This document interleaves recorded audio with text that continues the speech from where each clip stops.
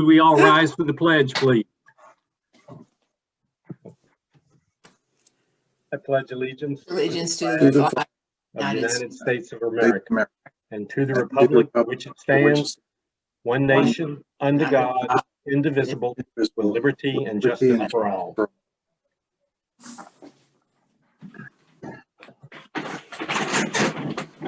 Thank you. Roll call, please. Mrs. Fryrick, Here. Mr. Posnell, Here. Mr. Robinson, Here. Mr. Sanders, Here. Mr. Scalette, Here. Mrs. Schrader, Here. Mr. Sears, Here. Mr. Sullivan, Here. Mr. Tillman. Here. 9 members present. Thank you. Please mute yourself unless you're speaking. And with that, this is the first opportunity for public comment. Vince, are there comments for us to see? Thank you.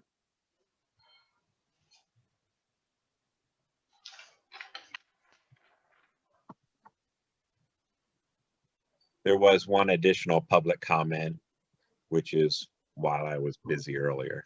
Okay. It is number 6 on there, just arrived. Okay.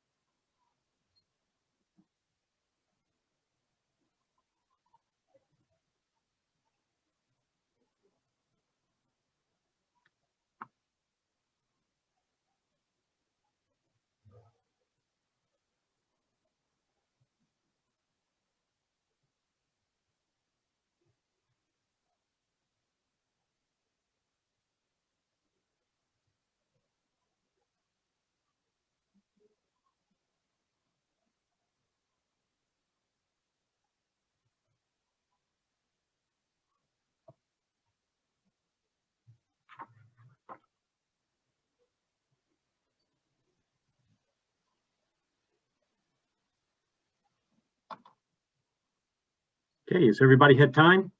Not quite. Okay.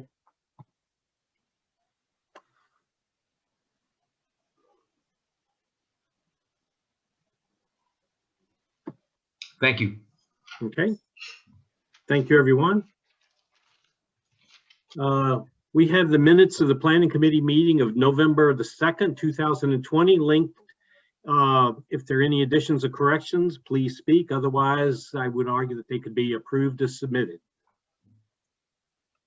Hearing nothing, I will submit them as they are. Mr. Sears. Okay, I'll start with our estimated interest for October is $31,000 roughly. As usual, we have a consent agenda. Would any board member like any of the items considered separately, or are there any questions on any of these items? If not, the chair moves approval of the below mentioned items. We have a second? Second. Alan. Done. Questions or comments? This can be a unanimous roll call vote. This will be considered a unanimous roll call vote unless I hear votes to the contrary. Hearing none, motion passes. Okay, thank you. Usually I don't have a report, but at the expense of stealing some of Dr. Williams' thunder, I've been approached by people on both sides of the question about closing. We should be all remote or we should be all in. And I just want to mention that we're balancing the education of the students with the safety and well-being of their students and their faculty and staff. So whatever decisions we make are going to be based on what we consider the best possible outcome for that to happen. It's not going to be just because the state says we're going to close. It's going to be based on, you know, a real consideration. So with that, Dr. Williams, it's all yours. Thank you, Mr. Posano. You did steal a little bit of my thunder. That's quite all right. But first tonight, Stephanie Sullivan, Mrs. Sullivan is here to share with us about Dollars for Scholars, give a report to us on that from that organization. Hi, thanks for having me in November. It feels a little weird. It's usually my January activity. So thanks for having me. And as always, for giving Dollars for Scholars the chance to present our organization. As Dr. Williams said, I'm Stephanie Sullivan, if you don't know me by now. The current treasurer for Dollars. I have been for the past, it feels like longer than 4 years, but I think it's been 4 years, maybe 3. I've been a board member since 2010, and I've served in several executive capacities. And I'm really happy to be here. Any questions, please feel free to ask me. As you know, our chapter was founded in '98. And our mission is to provide financial assistance to eligible York suburban students to continue their education and ultimately be responsible, capable citizens and future community leaders. To date, we've supported 158 students with $531,350 in scholarships. We have an endowment, and we use that endowment money to be the to renew scholarships in the out years. So the money from named funds supports the first year, but then our endowment supports years 2, 3, and 4 in a traditional 4-year college, but it could be 2 years, 3 years, to whatever the student needs. Max of 4 years total. About 76% of our recipients get these renewable funds. So we try to make the most out of our endowment and support kids throughout, not just in that freshman year hit when they're already getting maybe the best financial aid package they're going to see. With our new and renewed awards, we support about 20 to 25 students annually. For the class of 2020, we actually supported 30 students with 32 scholarships. In the early years, as you all know, we had a really aggressive fundraising, really, it was just the right time for us to be founding. And that really is what gave us the head start on getting our endowment up and running. We have those monies over at the York County Community Foundation. We also are members of the National Scholarship America, which is an association of Dollars for Scholars chapters. They take care of our tax filing and a lot of our outreach and media support. Anything that we need, we can get from them. So it's a nice relationship. We coordinate with guidance to promote the scholarship. So now with Naviance, everything's centralized through there. Scholarship America put our application process completely online. And so that's linked through Naviance. We coordinate with guidance to provide materials on financial aid night. And we directly will message senior families. The past 2 years, we've set up in the lobby during our application process, January to March. We've picked a day a week and sat in the lobby to just be present for seniors to see us and ask questions if they have questions about the application process.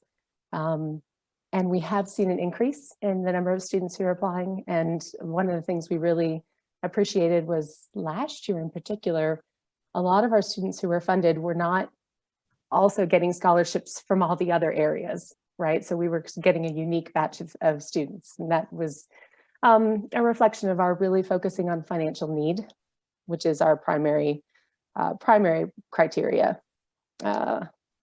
I mean, I write a script, but I'm not following it, so I'll see where I am.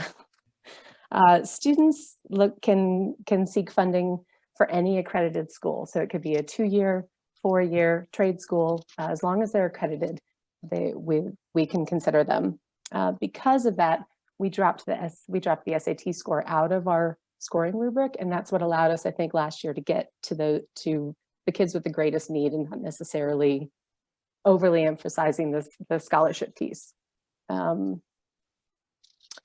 We do still collect the SAT because it's nice data to have, but our board members and any community members who are interested, you just have to let us know by January. But our board members are primarily the ones who do the scoring. And again, it's all an online process. It's completely blind. We only ever see numbers of applicants. We don't know their names. We don't see their handwriting. We just know 214739 has this criteria, has this background. And we score along a very prescriptive rubric that makes it completely transparent. Our board's about 21 volunteers, combination of community and business leaders, parents, grandparents, school board members, coaches, educators. We even have 2 of our founding board members still on our board, which is such a great, just a great richness of history and tradition to have for our organization. Our board membership is open and voluntary. We welcome new members at any time. Beyond board leadership, we welcome volunteers to participate, like I said, in those March and April reviews of scholarship applications, if you're interested, and special events like the Battle of the Buildings, which unfortunately everyone knows we're not doing this year. Really quickly, some of our stats. We have our endowments currently about $410,000.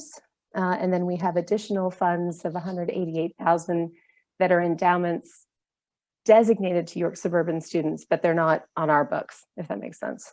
But we get to make decisions about them. So with our cash in hand, we've got about $640,000 in assets. In my time as treasurer, we've established 2 new named funds, and I'm in conversations with someone right now to create another named fund. We're regularly supported by the suburban community. We really appreciate it. The faculty, the retirees, donations through United Way, through payroll deductions, and again, the special events like Bob. And one last thing about Bob, as you know, we've canceled it for this year, but we're hoping to be right back in it in 2022, early in 2022. We canceled it long before anybody knew what was going to happen. We just felt like even if we were going to be able to do large gatherings, which we all know right now is not going to happen, but even if we had that opportunity, we felt like it wasn't the right year to be coming to the community and saying, hey, how about money for scholarships? So we're very sensitive to the situation right now in our community. And so we agreed very early on before the school year even started that we were going to push that off to another year. So I will say one last plug. In the past, we've had an admin team who's participated in Bob. So as you're looking for next year, you might want to put a team together. Anyway, that's my bit. Do you have any questions? Please let me know. Steph, it's Ellen. I would emphasize we're still going to be doing scholarships though this spring, in spite of the fact that we're not doing any. Absolutely. No, we're set with our endowment. We have the resources. It won't be an issue for us to do our scholarships as absolutely as normal. And we did them last year remotely and it worked just fine. We found clever ways to acknowledge our recipients with yard signs and things. So I think, you know, we're more than ready to do this again. All right. Thank you, Mrs. Sullivan. Appreciate it very much. All right, and love you guys, but I'm gonna beg out. I've got representation through my better half. So thank you. Have a good evening. Thank you. All right, the superintendent's report. As we get deeper into the fall, we're seeing an uptick in COVID spread in the area and throughout Pennsylvania, which was indicative of some of the comments that we had in the public portion of the meeting. While the COVID spread is increasing in the community, we have no evidence that there's been a spread within our school buildings. Contact tracing has shown that when a student or a staff member tests positive or is presumed positive, it has come from outside events outside of our school. Based on what we're seeing, it appears that one of the safest places for our students is in our hybrid model, where masks and physical distancing are commonplace. Unless we see instances of COVID spread in the buildings, we will do what we can to keep our schools open in the hybrid model. But we're certainly not going to put students at risk. Now, as we watch the numbers, one of the other things that could impact what we do for school going forward is if we have an increasing number of adults that are out for one reason or another, and we don't have enough substitutes, we may be forced into a situation where we may have to shut down. I shouldn't say never, we rarely had a fill rate of 100%, substitute fill rate of 100% prior to the pandemic, and it's just gotten much worse. We don't ever get 100%. So what that means is administrators are left scrambling to move people around and use the resources wisely to cover classes and so that students are not unattended. So that makes it an interesting challenge and could be a reason we may have to shut down at some point. We'll have to see. I also want to remind everybody about the COVID dashboard that we have online. I think one of the public commenters actually mentioned it. And there are a couple of questions that have come out of that. One of those questions is, how do we define presumed positive cases? And the answer to that is that the PA Department of Health has us designated a presumed positive case as someone who has two conditions. And those are close contact with a confirmed case and are also exhibiting COVID symptoms themselves. So that's the criteria for a presumed positive case. And then that begs the question, then, are the presumed positive cases reporting follow-up testing results? They're not obligated to share their medical situation with us, but when they do, and when we know that a presumed positive case is either positive or negative, we modify the numbers we have on the COVID dashboard. So we keep that as up to date as possible with the information that we have at hand. And then another question that has come up in that process is, what exactly defines someone associated with the school district? Because that's language we've used to report one or two incidences. And that would refer to somebody who's typically not employed by the school district, but is doing contract work in our buildings or delivering students to our buildings. So the transportation company is a contractor as well. So it could be somebody in transportation, could be somebody who's working in our buildings. It could be some contractor for any kind of service that we have working with students. They're not employees, but they're associated with the district. So that's what that criteria, that's what that category means. And as far as future potential changes to our learning mode, I'd like to remind everybody about the roadmap we laid out for changing at the marking periods. The third marking period begins January 12th, so our decision point for that is prior to the Christmas vacation. And then for the fourth marking period, the decision point is around President's Weekend. Those are the decision points for those two marking periods. Just want to remind everybody about that. And if we did go to a fully open model at either of those times, we'd also have to modify our health and safety plan to allow for less than 6 feet of physical distancing. So that's also a key component to keep in mind.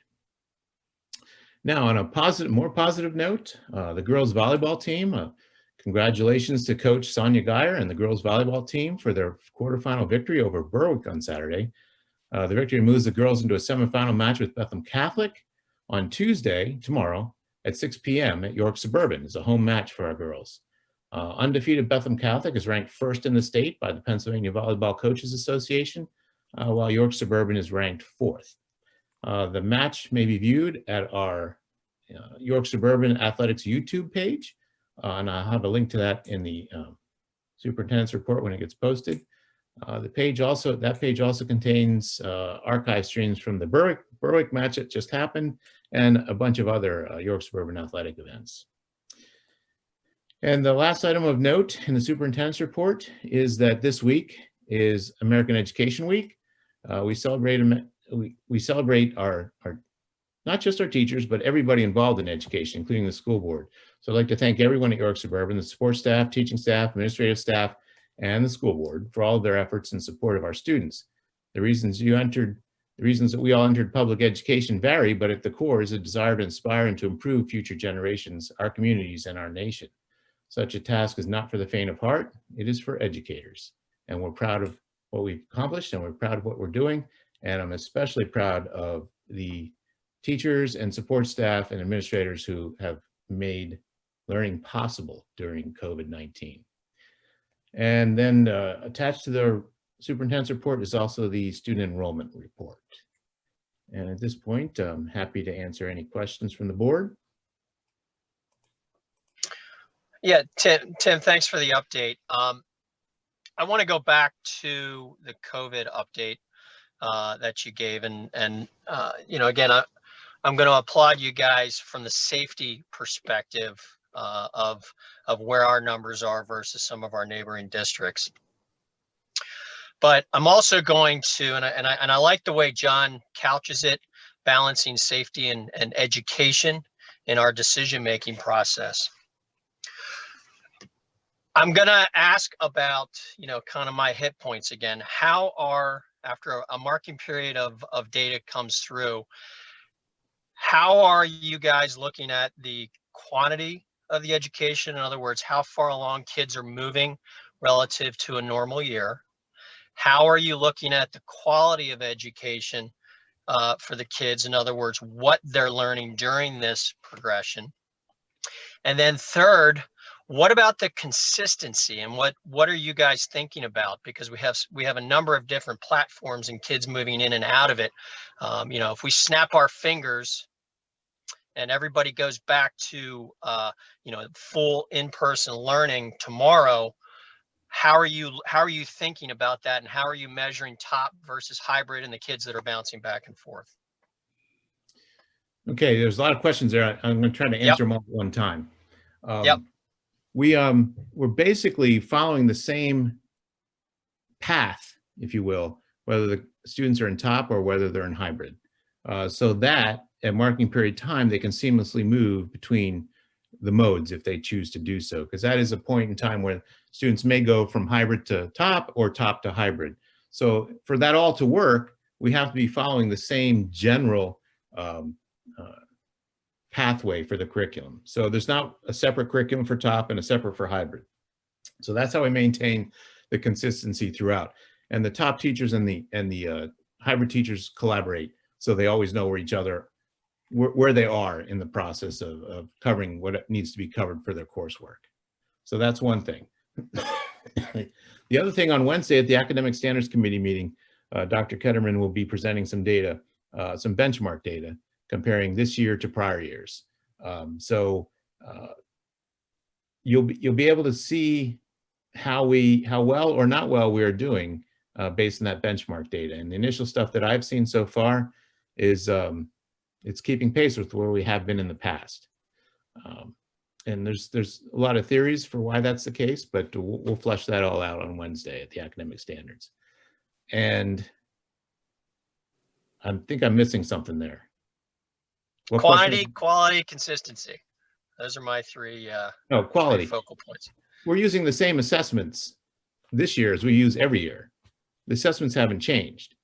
And the performance on those assessments then can be compared from one marking period this year to the same marking period prior year. So it's not like we've changed our assessments, formative and summative, because we're in a different learning mode. We're still using the same types of assessments, the same kind of assessments. Nothing's watered down, nothing's ramped up. It's pretty much the same. So that's how we're assessing the quality. Okay, and are we going to get an update on the comparison of the quality year over year? I should say year over year. Normal year versus what we're doing right now. Yeah, we'll share some of that on Wednesday. And we're going to continue to share that at Academic Standards Committee meeting. This is not going to be the last time we talk about that kind of information at Academic Standards, because we have a set of benchmark data now. And of course, there's going to be new benchmark data down the road, and we're sharing that with everybody at the Academic Standards Committee meetings. Okay, all right, thank you. You're welcome.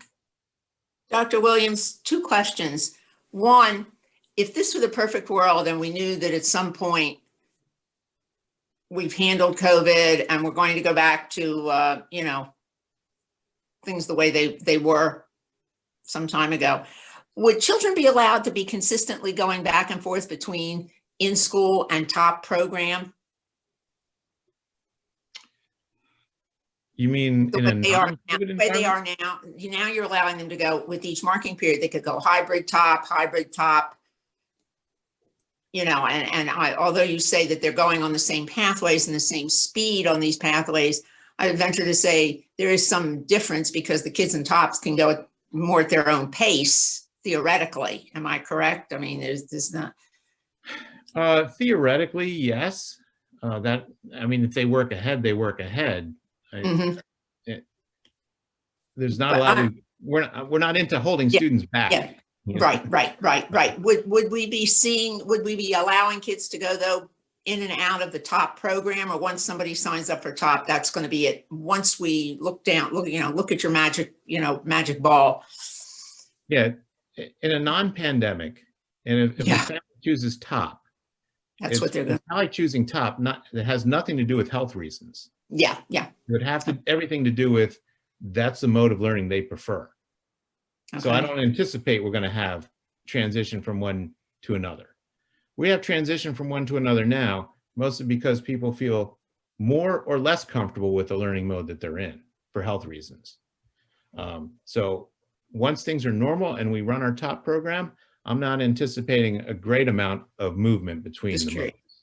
modes. Okay. Now, question, we've gotten everybody settled in for the second marking period, third marking period. If people decide they want to leave top and come back to the hybrid, is there a point at which you say, cannot do this because this classroom just can't do the distancing, the 6 foot distancing and so forth and so on, so we can't have any more children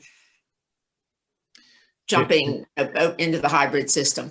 Yeah, there may be circumstances where we may have to be creative with classroom space. So for example, if we have an influx of students in some grade, some classroom where we can't maintain 6 feet of distance, we may have to figure out, okay, well, maybe we have to move this class to the library because it's a bigger space, or we may have to move this class to some other room that's a bigger space. Okay. To be able to do the distancing. So every situation will be unique, and we have to tackle every one of those situations when they arise. But we have no plans of saying, no, you can't do hybrid, or no, you can't do top because we don't have space. That's not in our, that's not what we're thinking of doing. And I'm not sure we should do that. It's theoretical because, we have made quite a thing of, you're going to have masks, 6 foot, social distancing, that kind of thing. And all of a sudden, where you were having 10 students, maybe now you're up to 16 or 17 in the class. Well, that's a big difference already as to, and how do we do this under COVID circumstances? Just curious. Thank you. You're welcome. This is Joel. Hi, Joel. Hi, I'm going to kind of run the whole report, Tim, with a few questions. Okay. Back to the presumed positive question. Yeah. So it's easy to understand now what that definition is, but when we say COVID symptoms, how many? 1, 2, 3? Is there some? No, there's one. Just one. That's all it will take. Yeah. And then secondly, who does the determination of close contact? Department of Health makes that final determination. We give them the information, like, this particular student was near this other student, or near this teacher, or near this whoever for X amount of time. And then the Department of Health makes a determination of who needs to be quarantined based on that. I was at a meeting today and I heard that the girls on the volleyball team are in quarantine. Is that correct, or is that just a rumor? That would be news to me. Okay. The explanation was that it was a way to protect them so that they could indeed continue on their quest to the state championship. Oh, well, if they're voluntarily quarantining, that may be a wise move. But if they're voluntarily quarantining and they were in the hybrid program, does that mean they automatically transition to top? I don't want to speak to it because this is all completely news to me. Okay, well, then I don't know anything. I'll let you chew on that one. Yeah. Now this one's related to the enrollment report, and it just caught my attention. We have a significant number of kids in state charter schools and state cyber schools again this year. Do we ever get academic progress reports on those individual students for whom we pay dearly? Do we have a right to that information? Nope. We don't. We don't. Okay. Mark that down, Rich. It's something to pursue with our legislative agenda. Yeah, he put his thumbs up. And then finally, just wondered if we are putting supports in place this year that are not typically available. Things like allowing kids to turn their work in late, or retest, or something like that we wouldn't normally do. I guess it depends on the circumstance, but by and large, no. There may be some, due to maybe a quarantining or something that a student may have to do. It's a case-by-case basis, but basically the expectations haven't really changed as All right, far as thank what needs to be done. I'll look forward to Ton's report at the academic standards meeting. Thank you. You're welcome. So Dr. Williams, are you seeing that 20% ballpark number changing for tops, or has that been pretty consistent after the first? It's gone down a little bit from first marking period to second marking period, but not significantly. I would say it's about 19%, 18%, somewhere in there. Maybe Dr. Krauser could add to that if he has a different figure that he's seen.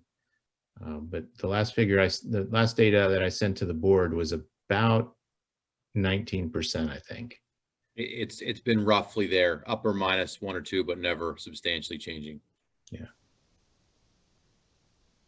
So then kind of back to Ellen's question, if the magic wand were waved and we were all in, what's your best guess? Would it stay at 19% or would it significantly reduce?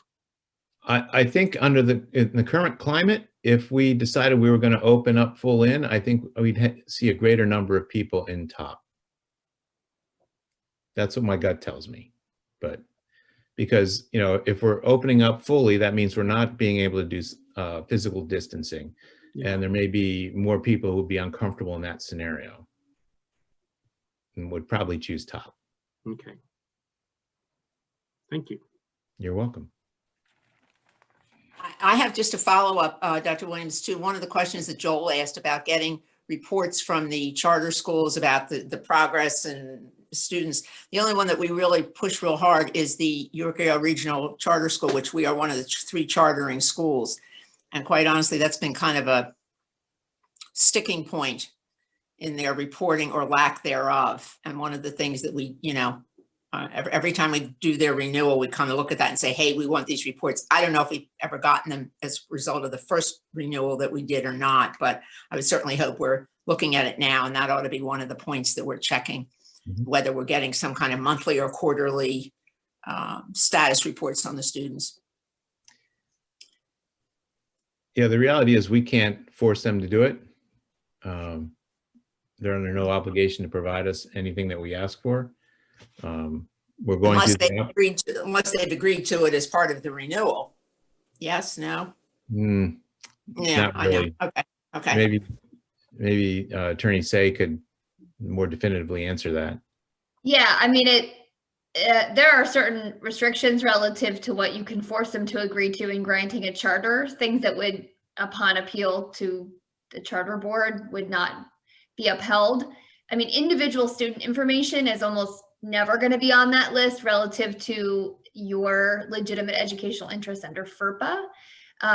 Although a part of the typical renewal process for any charter school is an investigation, and I believe Ms. Peterson is doing that for you, into test scores comparison year to year, usually some form of achievement testing that's done grade by grade, in conjunction with a lot of other factors, including attendance, discipline, positive behavior.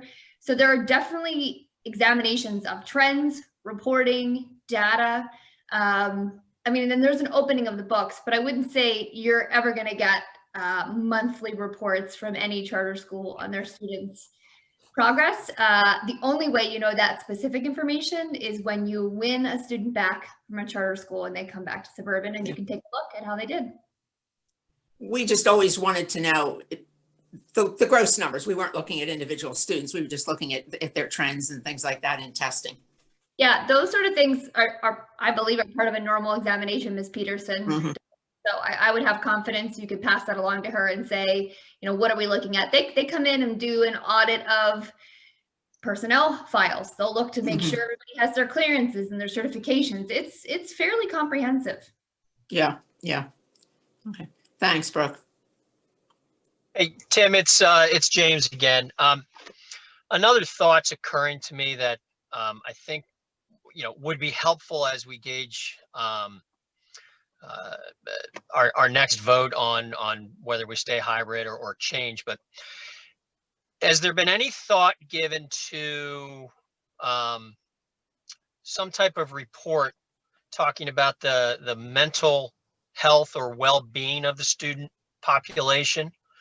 And I don't know whether, that would be from the guidance folks or from Ms. King, but, something to let us know, she's seen things that are abnormal. She's been here over a year, so she would have, first quarter of last year versus first quarter of this year. Is there a significant uptick in absenteeism? Is there a significant increase in need for outside services? Is there anything that you can pull together or provide to help us have another level of assessment on that? Perhaps. I think Ms. King gave a presentation maybe 2 months ago and touched on some of those items that you're mentioning. But we could provide some of that information to you again prior to the December decision point.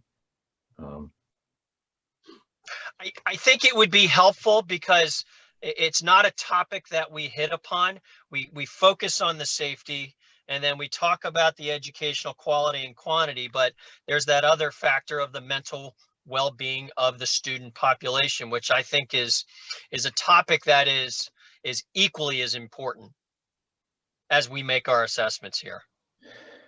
Yeah, and I think we've done what we can to try to keep that in mind throughout this whole process. But we'll try to provide some additional data along those lines prior to the next decision point. Okay, thank you.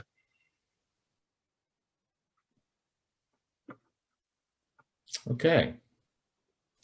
Well, thank you, folks. And item C, the administration recommends the board retire policy 248 unlawful harassment and policy 348 unlawful harassment, as harassment is now covered in policy 103, discrimination, Title IX, sexual harassment affecting students, and policy 104, discrimination, Title IX, sexual harassment affecting staff, because it is a form of discrimination. We're making this recommendation because the newly adopted policies cover everything that's in 248 and 348. So moved, Schrader.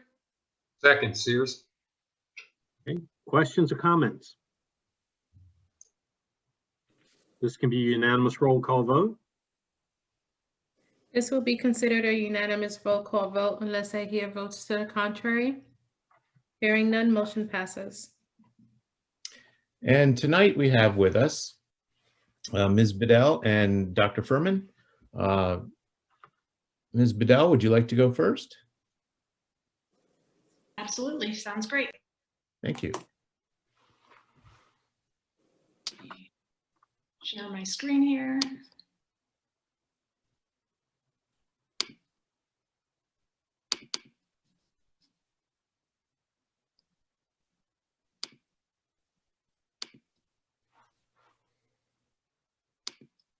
Okay, so the last time I presented, I talked about what we're doing at York Suburban Middle School. That is bold. So to continue with that theme, I'm going to talk a lot tonight about the student council because they've been doing a really fantastic job in regards to keeping things as normal as possible in our new normal. So our York Suburban Student Council has been busy spreading their spirit and enthusiasm to our students, both in hybrid and in top. They've hosted Spirit Days. We have approximately 2 Spirit Days a month. We've recently had a black and orange for Halloween. We had fall into flannel. And then to honor our veterans, we had a camouflage of red, white, and blue Spirit Day. Our student council members are also hosting a trivia on Mondays and Tuesdays where the winning homeroom answers a trivia question and then they receive prizes for winning. Our student council has also done a fall door decorating competition. They've hosted a Stay Healthy poster contest, and again, winners were given prizes, including gift cards. I'm not sure if some of you have seen or taken part of the York Suburban Middle School Rocks that's happening, where student council members painted positive messages on rocks and then placed them throughout the community to spread positivity and to share joy and happiness in the community. You can see here on our Black and Orange Day, we had our T-Rex welcoming students into the building that day. It was pretty awesome to see this inflatable T-Rex kind of chasing students down the hallway. And there on the right-hand side, you can see our 6th grade ELA team. They masked up with their Halloween-themed masks as part of a lesson on comma use, which is near and dear to my heart. It was the lesson on let's eat comma grandma, not let's eat grandma. As Dr. Williams mentioned, this is American Education Week. So student councils honoring students and staff. They're starting the week by showing pride in our students. Every student earned a pride card, and there will be a special drawing of pride cards to honor American Education Week and students. They're also having a students post your thank yous, where not posting on social media, but in the tradition of good old-fashioned postcards, they're filling out postcards to thank a teacher or a staff member from across the district for the work that they're doing. In addition, teachers' doors are going to be decorated to celebrate American Education Week. Shift a little bit away from student council and to talk about some of the other amazing things that are going on at York Suburban Middle School. Our teachers have obviously had to rethink some of their learning tasks to ensure social distancing.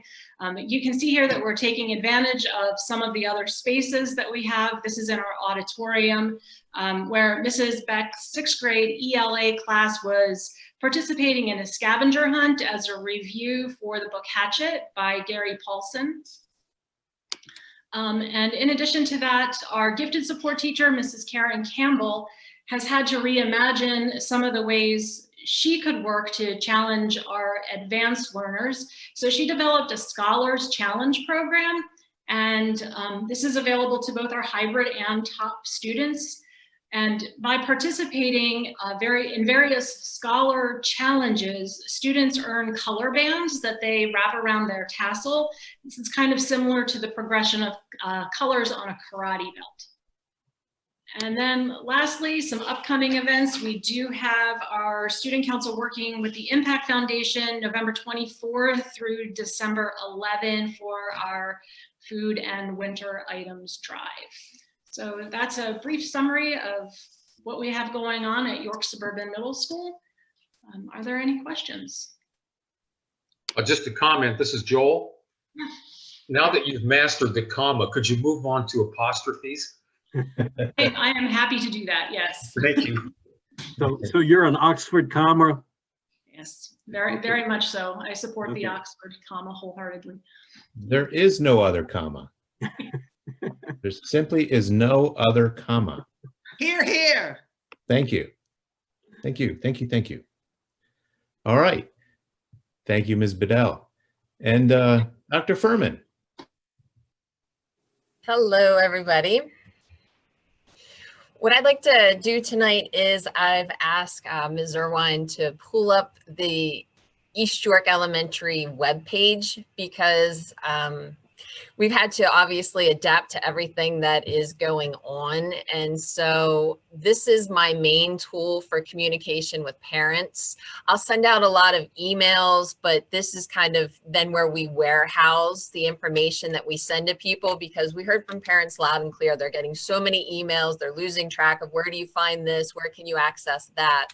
And so on our webpage here, one of the things I mentioned last year was my struggle with how I was going to make school fun for kids in a COVID world and how we were going to celebrate their hard work and good behavior.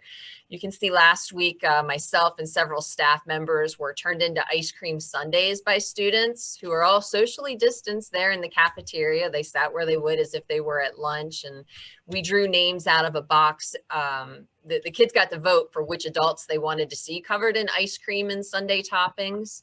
And to earn a ticket, they had to be caught doing something good, but they also had to engage in all of their asynchronous work from their 3 work at home days to participate in the assembly. And so we did it by grade level so that we could maintain that distancing, and the kids had a blast with it, and we as adults certainly had fun with it as well. So that was one of the ways we figured out how to sneak some fun into this socially distanced school year. The things that you see on the website, the most recent items go at the top, and then we start to push things down until they eventually disappear from the website. Mrs. Stover is my amazing reading specialist, or one of my amazing reading specialists, and she created a Title I website that this is a place that we refer parents who are struggling to help their kiddos at home. And so there's a lot of valuable and useful information, whether it's how to spend your asynchronous time, things you can do to help build your child's reading fluency, things you can do to help build your child's reading comprehension, and just a wealth of resources are involved in that website, the Title I website, that I have to give Julie Stover 100% credit for creating and pushing out to our families. The next row of information, we're trying to provide opportunities. The staff and I will say that we see our responsibility to not only grow the brains of our students, but to also grow their hearts. And so we like to put out a number of opportunities and challenges for our students to work on those things, not only when they're in school, but also while they're engaged from their learning from home. As you continue to scroll down, you can see on the daily announcements to the left, for students who are working from home and our top students, sometimes it's hard to get started with the school day, that they need those routines that we have in place here in the building. So Mrs. Coombs has started recording some of our 5th graders, reading the morning announcements, providing a health and safety tip to students, an inspirational quote. And so that is posted daily so that students can access that to start their school day. The Spikes Friday flyers are my main communication tool with parents, and you can see that they are warehoused there. And this is something I email to parents each Friday that will preview the week ahead, just different events here at school. Imagine the classroom newsletters that your kids used to bring home, only this is chock full of color and lots of links, so that it's a one-stop shop of links for parents, if you will. As you continue to move down, you can see these are some of the older things, but information that we still find valuable for parents. I'm not sure if anyone in their previous reports talked to you about our hybrid help centers, but I believe that my most valuable resource are the people that work at East York. And we knew early on that some of our students would struggle to complete their schoolwork from home. And so I'd reached out to Mr. Henry and shared with him, that I had this idea, but I wasn't sure how to make it work. And he was able to train a number of my staff members on a live chat feature. So there are a few chunks throughout the school day, and then a larger block of time on Wednesdays that students can live chat with East York adults. And they just they'll in the live chat, they'll enter what their issue or problem is. And then the East York adult on duty can send a link to their Zoom room. The student clicks on that, and then they're able to work through and problem solve together. I promise you, those adults are busy helping other students. They're not just sitting there waiting for somebody to drop into the room. And the East York students working from home have learned that sometimes when you ring the doorbell, it takes a little while for the adult to leave the physical students to get to the virtual students to help them. But indeed, there is somebody on call different hours of the day to help them. And then this is our reopening information. I've chosen to leave that up because we're still having a large number of families move into the district. So this is a very easy and convenient place that I can send them to teach them about our health and safety protocols at East York Elementary School. And then down at the bottom is some more information from the school nurses. But we're just trying to find ways to be creative in how we communicate with our parents, but also how to warehouse that information so that in trying to over communicate it, because just sending an email isn't enough. So just trying to find different locations and means for people to access the help that they or their students might need. And this concludes my update from East York, unless there's any questions. Cool. Thank you, Dr. Furman. Certainly. All right, and just as I close out the superintendent's report, I just want to thank everybody for your patience and kindness during my family's recent loss. Very much appreciated. It was a very caring York suburban community, and I'm very grateful for that. Thank you.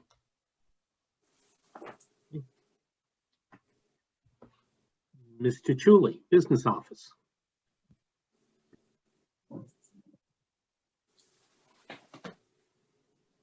Good evening. I have 2 items for board action. The first one is a bilingual evaluation agreement with Jessica Bencourt Perez to conduct a standardized assessment of ability and achievement in Spanish, but provide the district with a written report in English. And the fee is $1,300. So moved. Second, Sullivan. Any questions or comments? What exactly is this assessment, Kathy? It's for special education. Go ahead, Mrs. Attorney Say. Yeah, so it will be to identify a student potentially with a special education disability under the IDEA. If a student is ESL or mostly Spanish, we have to do it in Spanish in order to get that initial IQ and achievement test. Bilingual evaluators are extremely difficult to find. So I'm pleased to even see one on your agenda. And for that price, it is well worth it. If you can get a relationship with that individual on an ongoing basis, it will be invaluable. In fact, I'm writing down her name right now to suggest it to another district. No, Thank you. No, Brooke. Other questions? Then I guess this can be a unanimous roll call vote. This will be considered a unanimous vote call vote unless I hear votes to the contrary. Hearing none, motion passes. Second item is a consent agenda. You have before you the business office report, which includes items 1 through 7. Would any board member like any of these items considered separately? Or are there any questions on any of these items? If not, I would ask that a motion be made to approve the below mentioned items. So moved. Do I have a second? Second. Any questions on any of the items? So I guess this can also be a unanimous roll call vote. This will be considered a unanimous vote call vote unless I hear votes to the contrary. Hearing none, motion passes. Last item on the business office report is informational. And as I share my screen, the first item is the year-to-date revenues and expenditures through October 31st. You'll see that for revenues, we've received $38.7 million in local revenues. That is 69% of our budgeted revenues. This is a difference of $135,000. I'm sorry. This is a difference of 3.6 million from this time last year. Much of what appears as a shortfall of revenues is due to actual receivables inadvertently being recorded as revenues. And those transactions were reversed at year end when we were closing the books. So I'd like to go over some highlights for you. In local revenues, we received 38.7, 83% of our budgeted local revenues. Real estate taxes are at $37 million. This is 92% of our budgeted revenues. Last year at this time, we collected 40.6 million, which was 93%. It's a small difference of 135,692. So overall, we are doing well in real estate taxes. Interim taxes are down slightly, about $32,000. Real estate transfer taxes are also down at 81,000. Delinquent taxes are also down at 60,000. Interest earnings are down 39,000. We've received no game receipts to date. Last year at this time were 54,000, and this is mostly due to our safety plan for extracurricular. In community services, we have discontinued our Bright Horizon contract. However, because of the close between March 13th and the end of the school year, our profit share was less than we had anticipated. Our profit share was about $53,000. Also in community services, we budgeted the accounting transactions for the TAC program, which we no longer are overseeing. And the last item under local sources is driver's ed. That is actually down $9,600 from this time last year. In the state, overall, there's 1.6 million in revenues that were recorded. That should have been 18-19 receivables. Again, these transactions were reversed during the year and closed. As far as there are two significant areas that I would like to point out in the state revenues.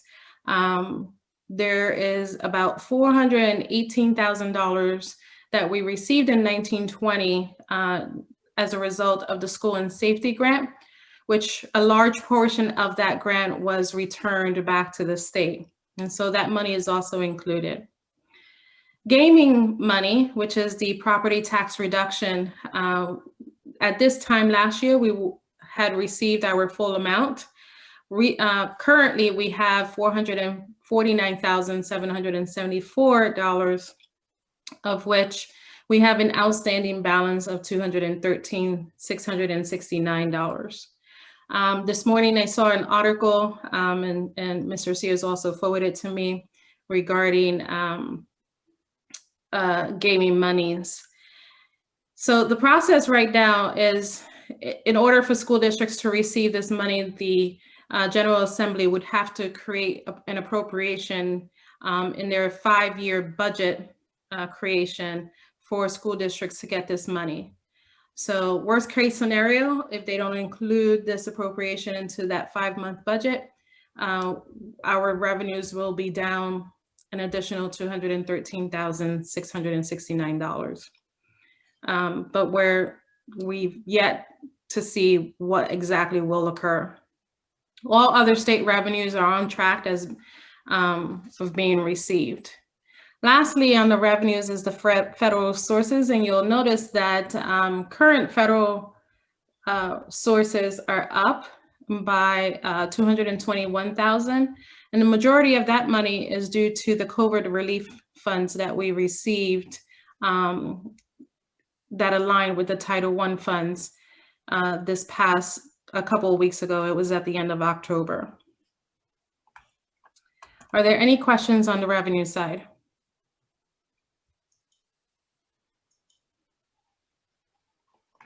Okay. On the expense side, total expenditures are at 16.9 million compared to last year at 15.9. Of course, we're seeing an increase in there due to salary and benefits. There aren't any other concerns that I have in respect to where we are with expenditures, except for two things. Of course, our supplies budget is slightly above where we were last year. However, that's expected due to the increase of purchasing and PPE supplies. A lot of those supplies were purchased using COVID relief monies. But as we are in low inventory, we try to make sure that we have enough masks enough sanitation, cleaning supplies and things like that. So there are expenditures that are occurring outside of the grant money that I did provide an overview for the board at the last meeting. The second concern, which is not yet reflected in the expenditures, but I anticipate that it will show up soon, is the increase in cyber charter school students. Currently, as of today, I checked the numbers before the meeting, we have 156 students enrolled in cyber charter schools compared to last year at this time of 122. There have been no changes to the number of special education students attending cyber school. So we had 18 last year and 18 this year. But if these students attend a full year of cyber charter school, then the cost is at $31,000 each student, totaling $1 million, slightly above $1 million. We've already budgeted or have a budget of $2 million for this category.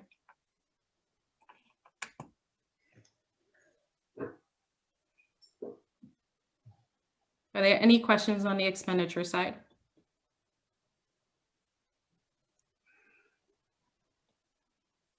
Okay, seeing that there are none, I'll move on to food service. This sales report is slightly different from what you've received in the past. There are 3 pages to this report reflecting similar data.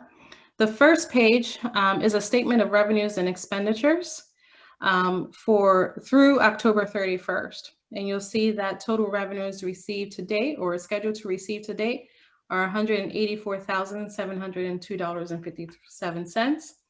And expenditures are at $245,181.99, leaving us with a loss of $60,479.42.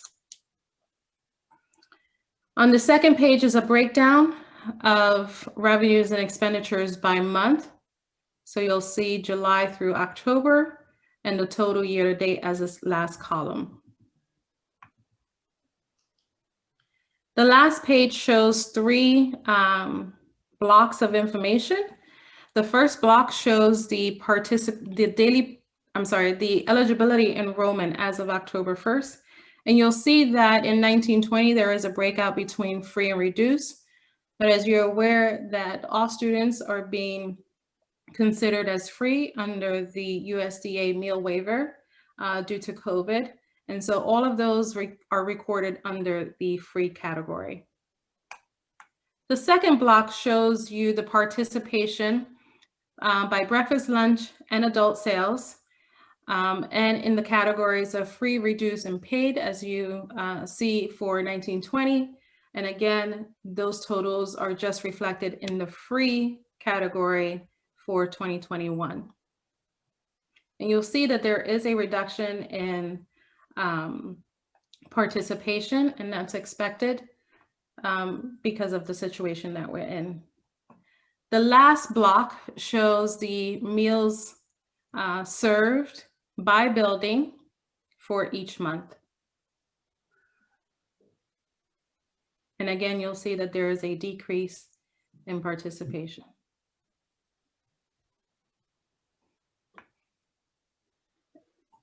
Last thing I would say about food service, as we're tracking the expenses and the revenues coming in, you'll notice that on average, I took an average of the 5 months, and there was an average of a loss of 24,000.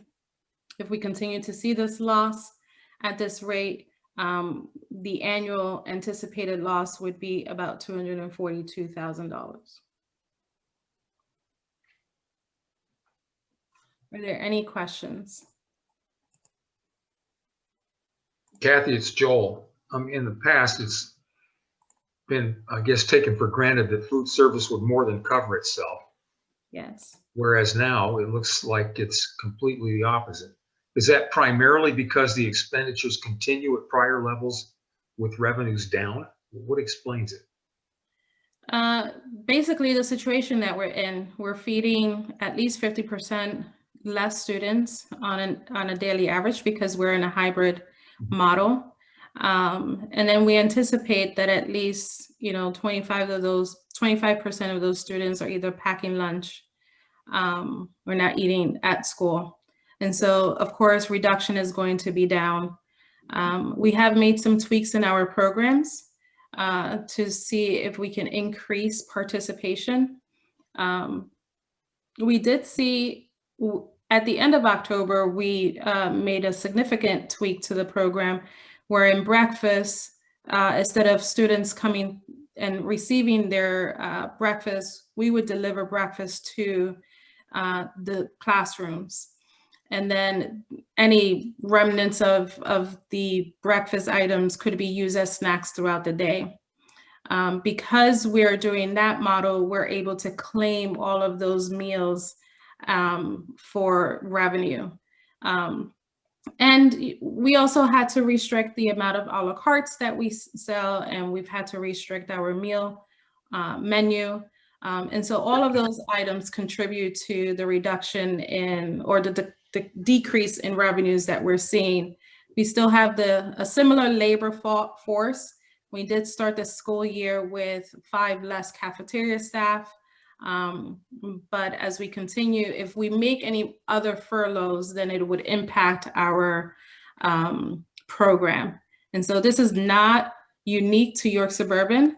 There are many, many school districts across the state that are experiencing the same problem, probably in greater numbers than we are.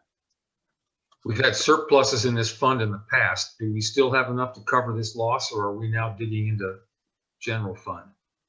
No, we will still have enough to cover this loss. Okay, thank you. Mm-hmm.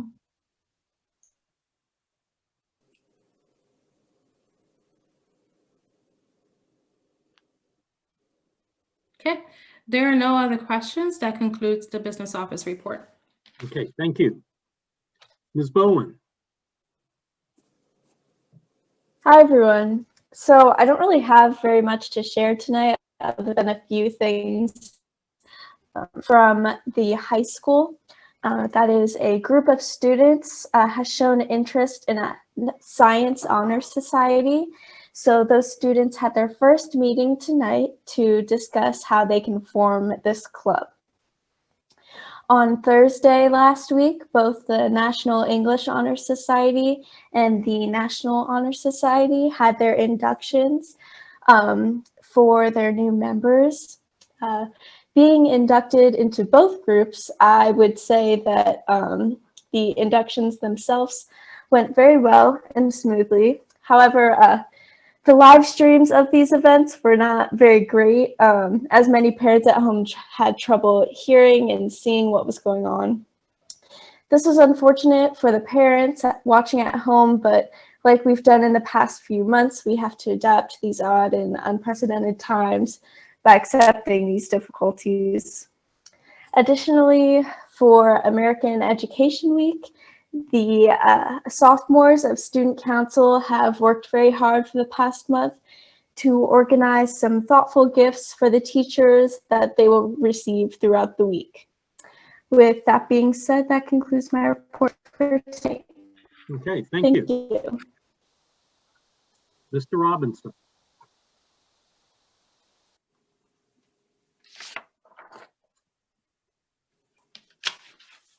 Thank you, Mr. Posnell.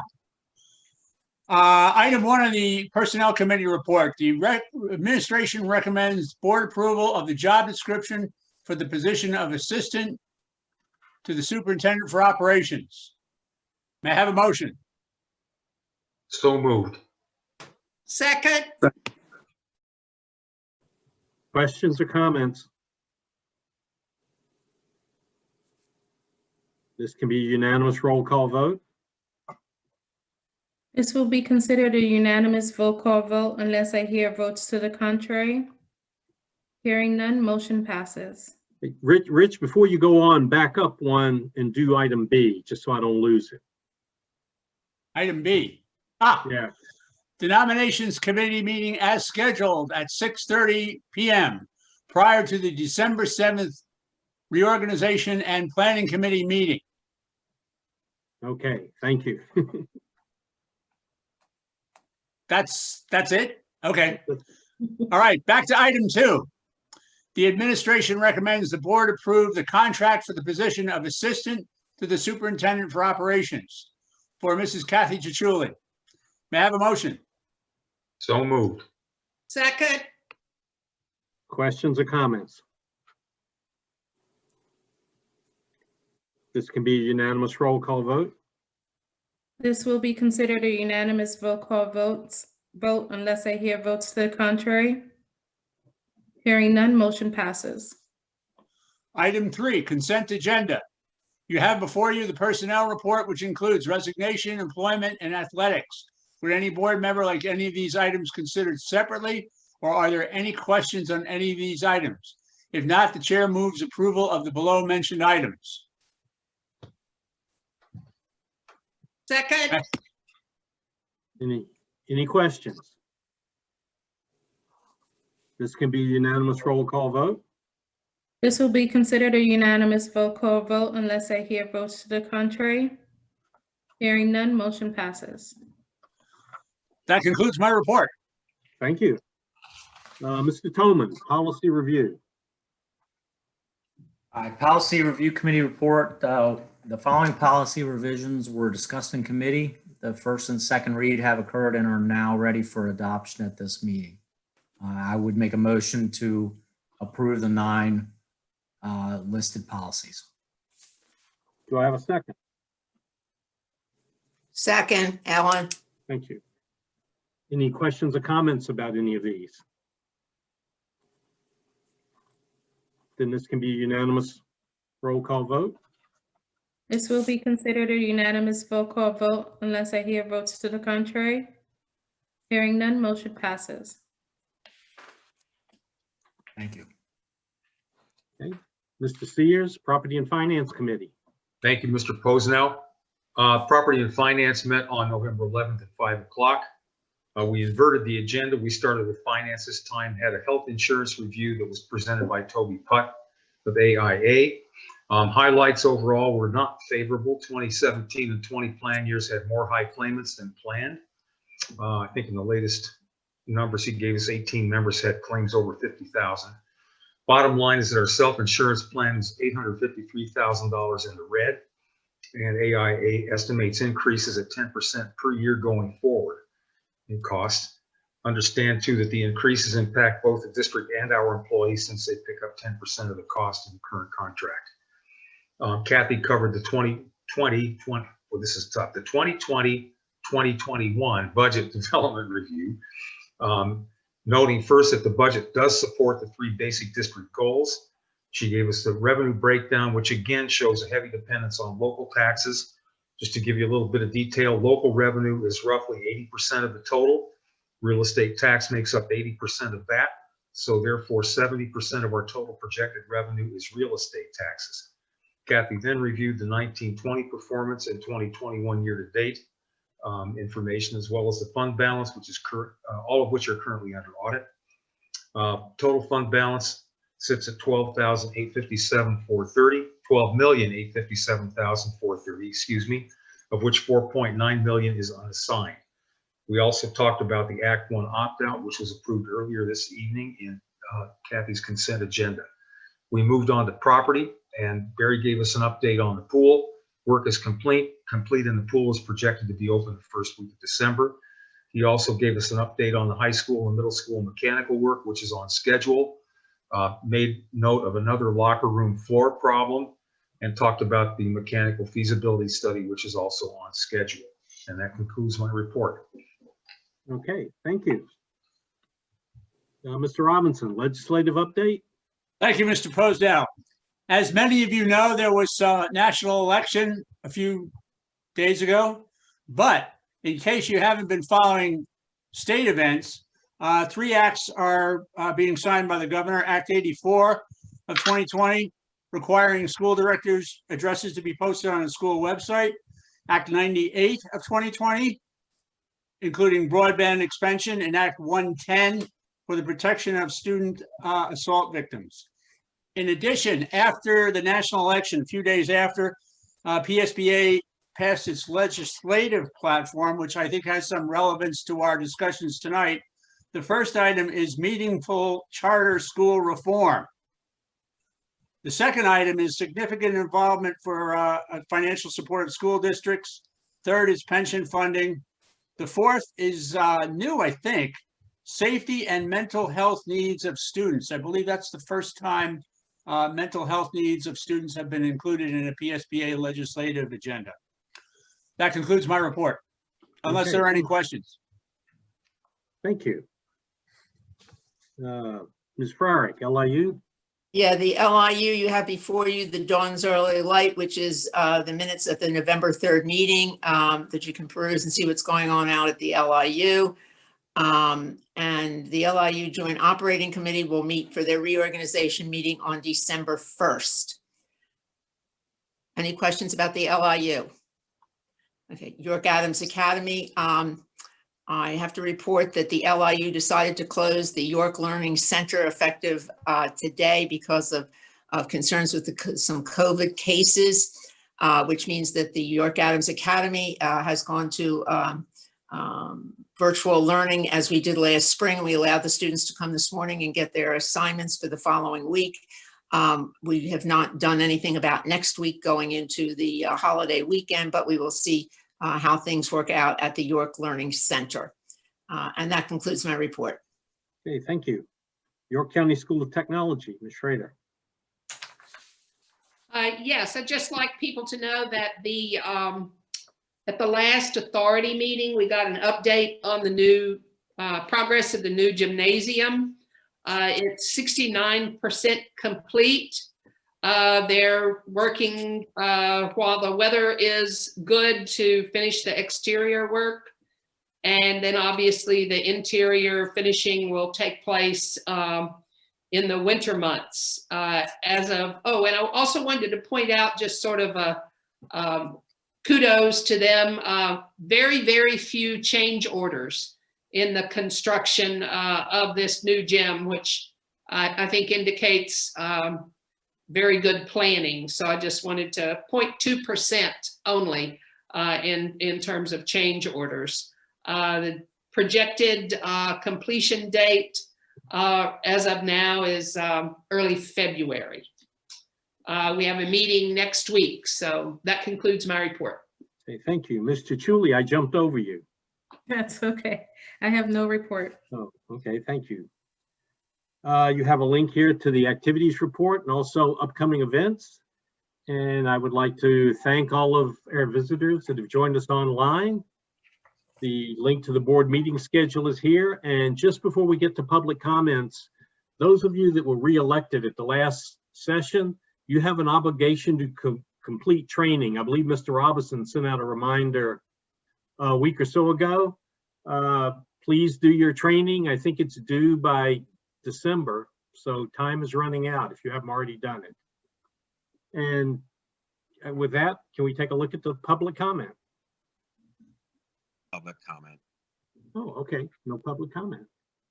Unless there's anything else, I think we can be adjourned then. John, if I may, in light of the fact that it is American Education Week, I think we as a board should offer our thanks to the entire staff, administrators, faculty, staff. We're fortunate in this community to have a group of outstanding, hardworking educators, especially in these difficult times. And I think it's appropriate for us as a board to say, add our thanks and hats off to all of them. We thank you. Okay. Thank you, Lois. Well said. And I think unless there are objections, we can be adjourned. Thank you, everyone.